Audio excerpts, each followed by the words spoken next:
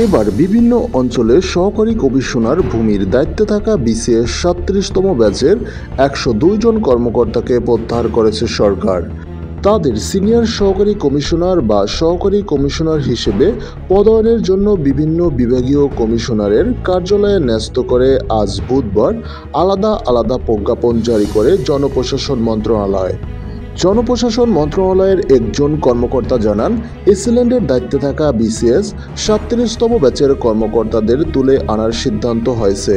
সেজন্য ধাপে ধাপে তাদের এসিল্যান্ডের দায়িত্ব থেকে প্রত্যাহার করা হচ্ছে। এছাড়া সংশ্লিষ্টরা জানিয়েছেন, জাতীয় সংসদ নির্বাচনের বিষয়টি মাথায় রেখে মাঠ প্রশাসন গোছানোর কাজ শুরু করেছে জনপ্রশাসন মন্ত্রণালয়। এরই অংশ হিসেবে এই পরিবর্তন শুরু হয়েছে। জাতীয় সংসদ নির্বাচনের সময় জেলা প্রশাসকরা তার জেলার রিটার্নিং অফিসার হিসেবে দায়িত্ব পালন করেন, আর সহকারী রিটার্নিং অফিসারের দায়িত্ব পালন করেন উপজেলা নির্বাহী কর্মকর্তা ও অন্যান্য বিসিএস ক্যাডাররা। তাদের মধ্যে সহকারী কমিশনার ভূমি বা এসিল্যান্ডও থাকেন। তাই দ্রুত সময়ের মধ্যে মাঠ প্রশাসন গোছানোর জন্য ইতিমধ্যে জনপ্রশাসন মন্ত্রণালয় গুরুত্বপূর্ণ পদক্ষেপ গ্রহণ করেছেন।